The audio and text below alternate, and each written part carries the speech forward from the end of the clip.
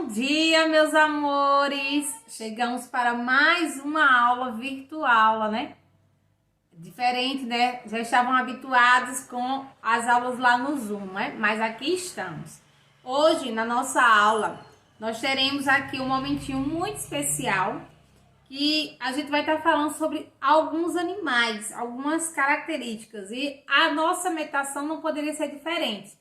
E eu trouxe a meditação que conta de um serzinho que foi de suma importância a tal ponto de seu relato aparecer na Bíblia. Você já imaginou um homem que estava fugindo de um rei que queria matá-lo porque ele tinha falado a verdade, o que Deus tinha dito que iria acontecer, e ele não quis dar ouvido, e esse homem teve que fugir, era um profeta. Sabe de quem que eu estou falando? Do profeta Elias. O profeta Elias, ele enfrentou algumas dificuldades na sua vida.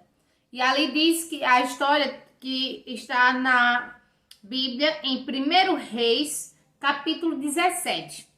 E ele começa aqui narrando no capítulo 17 que um profeta chamado Elias, de Tisbé, na região de Gileade, disse ao rei Acabe: em nome do Senhor, o Deus vivo de Israel, de quem sou servo, digo ao Senhor, porque não vai cair orvalho nem chuva durante os próximos anos, até que eu diga para cair orvalho e chuva de novo. Então, ó, esse rei, ele era muito mal, muito mal. E Deus disse a ele, ó, vá até lá, Elias, e diga a ele que não vai cair chuva até que eu mande a chuva. Então o Senhor disse a Elias: saia daqui, vá para o leste e se esconda-se, perto do riacho de Querite, a leste do rio Jordão. Você terá água do riacho para beber. E eu mandei que os corvos levem comida para você ali. Corvos. Você já viu um corvo? Olha a foto aqui desse corvo para você ter noção. O corvo era como que fosse um bichinho, uma ave. Para muita gente, ela é até uma ave. Não é tão comum de tê-la por perto. Ela é uma ave silvestre, como vocês sabem. E ela é um dos animais que eu fico até questionando. Deus, ele poderia ter mandado um arara, um periquito, um papagaio. Poderia sim, porque o corvo, ele é conhecido como aquele animalzinho, aquela ave que come restos até de outros animais. Então ele não é um animal tão limpo para muitos, não é? Mas Deus tinha enviado estes corvos que eles levassem o quê? Olha a comida, ó. Elias obedeceu a ordem do Senhor e foi e ficou morando perto do riacho de Querite. Ele bebia água do riacho e os corvos vinham trazer pão e carne todas as manhãs e todas as tardes. Você já imaginou? Ali, ó, eu estava ali quando de repente chegava o corvo batendo asas com o pão e a carne. Interessante, né? Você vê que quando Deus manda, os animais obedecem. Assim nós também temos que aprender com eles. Sermos crianças obedientes. Obediente ao papai, à mamãe, ao vovô, à professora. Todas as pessoas, porque todos saem lucrando com isso. Então, ó, aqui diz ainda mais, ó.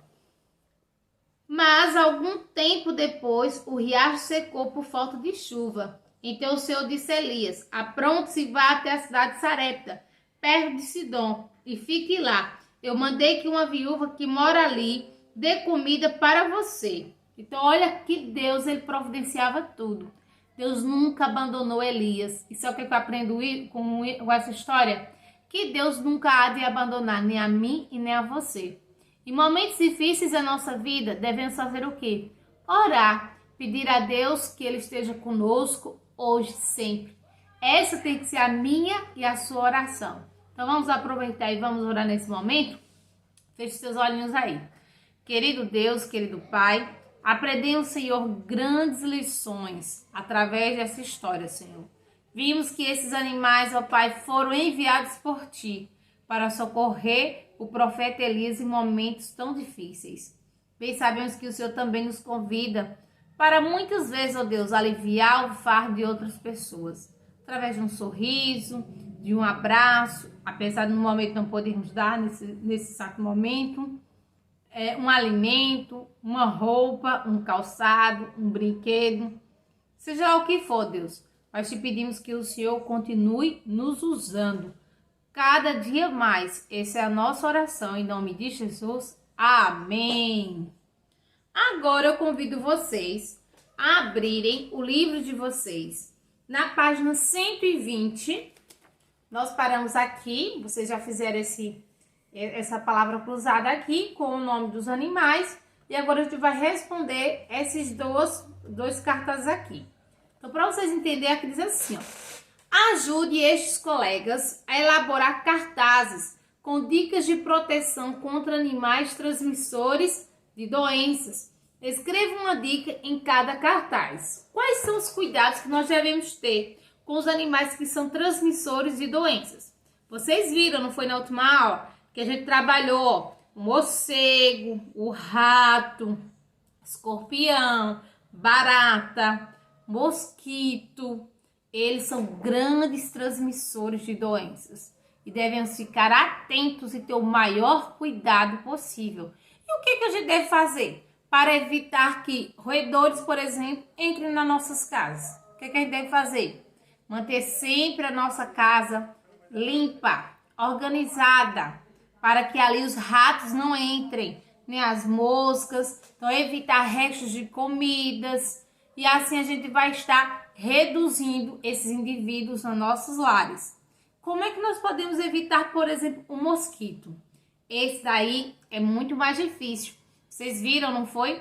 Que ele é um dos maiores causadores de mortes do mundo. Não apenas do Brasil, mas do mundo. Porque eles conseguem, infelizmente, transmitir várias doenças. E esse tem que ser um trabalho em conjunto. Daqui a pouco a gente vai conhecer um pouquinho mais sobre ele. Mas o que a gente pode fazer?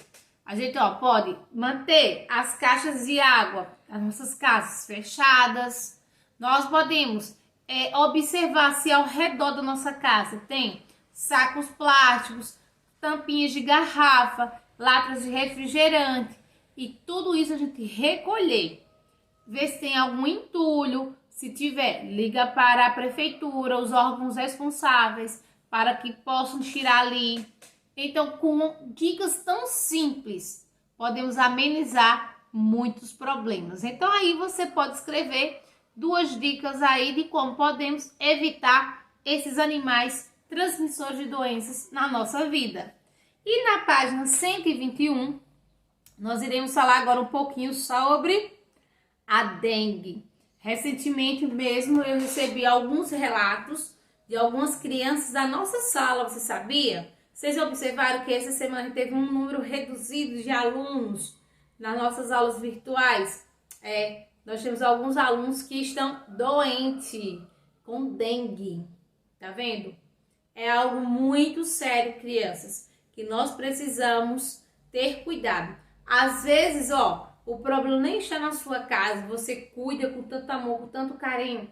Às vezes está no vizinho, mas mesmo assim você pode sim ser um fiscal.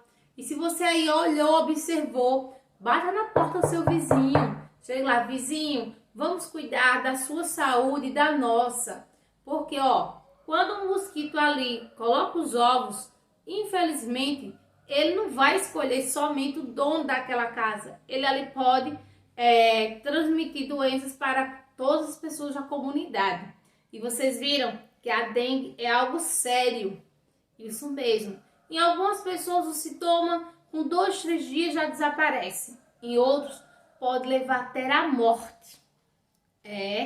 Você já ouviu falar sobre isso? Vamos conhecer um pouquinho sobre o que diz o nosso livro? Então, na página 121, ele começa assim, todos contra a dengue. A dengue é uma doença causada por um vírus transmitido pela picada do mosquito Aedes aegypti. Aí tem até a imagem deste mosquito. Em algumas regiões brasileiras, essa enfermidade é também conhecida como febre quebra-ossos. Você já imaginou? Eu já tive. Gente, é uma dor tão grande que mal você tem ânimo de sair da cama, de tanto que dói no seu corpo, nos seus olhos, nos seus músculos, tudo dói. Nos últimos anos, o número de casos de dengue aumentou consideravelmente no Brasil. Os sintomas são, olha os sintomas, tem que prestar atenção. Febre alta, dores fortíssimas no corpo, dor de cabeça, às vezes vômito. Além disso, após 3 ou 4 dias de febre, pode surgir manchas vermelhas na pele. A maioria dos doentes se recupera em poucos dias, mas a forma mais grave dessa doença pode ser fatal. Por esse motivo, quem manifesta esses sintomas deve procurar um centro de saúde imediatamente. O método mais eficaz de controle da dengue é a eliminação dos locais onde o mosquito põe os ovos. A seguir, apresentamos algumas dicas.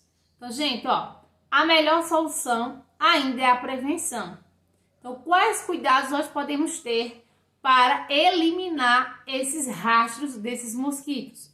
Primeira coisa, coloque areia nos vasos de plantas e não deixe acumular água neles. Então, aqui, tem a primeira imagem para evitar nesses pratinhos aqui, água, coloca terra. Porque quando você colocar água na plantinha, vai descer para a terra, mas ali vai ficar acumulado só na terra e não no pratinho, fazendo com que ali seja um foco de mosquitos. Limpe a calha do telhado para evitar o acúmulo de água. As calhas são as famosas bicas. Então, tem que ter cuidado na bica, principalmente nesse período que chove, faz sol, chove, faz sol. Então, até que a água evapore ou escoa toda a água, tem que ficar de olho se ali tem algum trecho, alguma parte dessa bica, dessa calha que junta ali água para fazer com que não acumule esses mosquitos. Não deixe pneus, latas, garrafas, nem outros recipientes em locais expostos ao tempo, a fim de evitar que a água da chuva se acumule. Você acredita que uma pequena tampinha de garrafa PET pode acumular uma verdadeira colônia de mosquito da dengue? Coisa tão simples, né? Mas temos que ter cuidado. Então, a regra é básica: lugar de lixo é no lixo. Evitar qualquer acúmulo próximo às nossas residências para que assim possamos estar protegidos. Mantenha as caixas d'água sempre tampadas, que é essa outra imagem aqui. Então, se ali você observar que a tampa da caixa d'água ainda fica levantada, pede para providenciar uma lona, coloca ali, coloca a tampa por cima, veda tudo, para que não haja hipótese nenhuma oportunidades, né, na verdade, de se tornar ali um foco de mosquito da dengue. E se você vê que na sua comunidade está tendo grande número de pessoas infectadas com esse vírus, então, liga para a vigilância sanitária, peça que eles venham fazer a visita, que eles olhem ali as cisternas das pessoas, as caixas d'água, coloquem ali o remedinho para que possa matar esses focos de mosquito da dengue e assim toda a sua família esteja protegida. Dicas simples, né? Mas que fazem uma grande diferença e pode salvar vidas, inclusive a sua. Então, fica de olho nas dicas. Foi muito importante, né? Todas essas informações. E agora vem a pergunta: você sabe quais são as doenças que esse mosquito transmite? Muitas, né? Aqui a gente tá falando, o mosquito Aedes aegypti, ele pode transmitir malária, dengue, chikungunya. Olha só todas essas doenças aí que este mosquito pode ser o transmissor. Então, cuida dele, não deixa ele chegar perto da sua família. Com essas dicas simples, você estará fazendo a grande diferença. Espero que vocês tenham entendido a mensagem. Já entenderam? Então, agora vamos para a página 122. Essa aí vai começar um tema muito legal, que eu particularmente gosto muito. Vida de planta. Olha, eu me sinto tão bem quando eu estou na natureza. Isso mesmo. Vocês sabem que a tia gosta muito de viajar, fazer trilhas, conhecer matas, florestas, cachoeiras. Eu gosto de estar perto do verde. O verde me alegra, me acalma e tranquiliza. E nós temos um privilégio muito grande. Ao nosso redor, aqui na nossa região, tem muitas árvores. Nós temos aqui um pedacinho da Mata Atlântica preservada. Como nós podemos ver, aqui próximo a nós temos aí a reserva lá da Serra dos Cavalos. É um pedacinho da Mata Atlântica protegida. Gente, se você não conhece, quando tiver liberado, né, que no momento agora está fechado, tira um tempinho, liga para lá, agenda com sua família, vai conhecer o local. É simplesmente maravilhoso. Eu tive o privilégio de ir com o meu clube de desbravadores e a gente conheceu lá uma árvore gigante que para a gente, arrodear ela foi preciso 11 pessoas ali abraçadinhos naquela árvore. Eu creio que já faz um tempinho que a gente foi, tenho certeza que vai precisar de mais gente para nós darmos um abraço nessa árvore tão grande. É lindo, simplesmente fantástico. Vamos agora para a nossa aula. Aqui diz assim, tem algumas crianças aqui que eles estão caminhando e vocês aqui podem ver o diálogo dele. É um menino e uma menina. E aqui diz assim, Pedro, você sabe o nome de alguns seres vivos? A menina pergunta para o garotinho, né? E ele diz, sim, Ana, cachorro, gato, passarinho, peixe. Mas você só falou o nome de animais. E as plantas? Aí o menino, as plantas não são seres vivos. Elas não andam, não comem e nem têm filhotinhos. E aí, você concorda com o que esse garoto disse? Que as plantas não são seres vivos? Porque não andam, não tem filhotinho, não comem. Ele está o quê? Errado. A planta sim é um ser vivo. Então agora, com base sobre isso, vamos responder o levantamento de hipóteses. Então aqui, na primeira questão, o comentário de Pedro está correto? Por quê? Não está correto. Porque tanto os animais como as plantas também são seres vivos. Claro, cada um com suas características peculiares. As plantas realmente não andam, mas as plantas também são seres vivos. Elas nascem, crescem, se reproduzem e morrem também. Questão número 2. Quais são as características dos seres vivos? Acabei de dizer, o ciclo de vida deles. Nascer, crescer, se reproduzir e morrer. Essas aí são as características dos seres vivos. As plantas têm essas características? Sim. As plantas aí se alimentam de quê? Do sol, da água, dos nutrientes que tem na terra. Isso mesmo.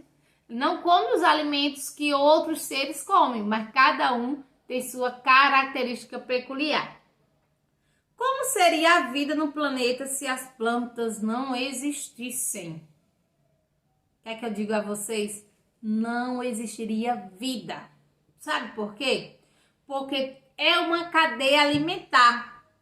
Então, mesmo que algumas pessoas digam, mas eu não gosto de frutas, eu não gosto de verduras, mas algum ser que você consome, por exemplo, quem come carne de boi, o boi come o quê? Grama. Se não tivesse grama, o boi não existiria. E outra coisa muito importante, se não existisse plantas, nós não conseguiríamos respirar. Vocês sabiam que é através das plantas que nós respiramos o oxigênio? Isso mesmo. A planta é de suma importância nesse papel. Pois, ela ali junto com outros seres também são de extrema importância. Mas uma coisa eu te garanto, se não existisse elas, não existiria vida. Isso mesmo. Então, meus amores, aqui nós temos na página 123, diz assim, segundo a Bíblia, as plantas foram feitas por Deus no terceiro dia da criação. A relva cobriu o solo sem vida, formando um belo tapete de verde. As árvores produziam frutos saborosos e formaram a sombra fresquinha. As flores enfeitaram a terra com variadas cores e perfumaram o ar.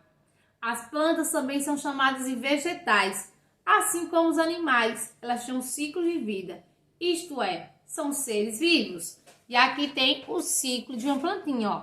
Nasce, cresce, se reproduz através do quê? Dos seus frutos, das suas sementes e também morrem. E aqui, ó, trouxe uma curiosidade muito legal sobre as árvores milenares. Que palavra é essa? O que significa? É as árvores que vivem muito tempo. Você já ouviu falar de alguma delas? Preste atenção nessa aqui, ó. O ciclo de vida de certas plantas podem ser bem demorado.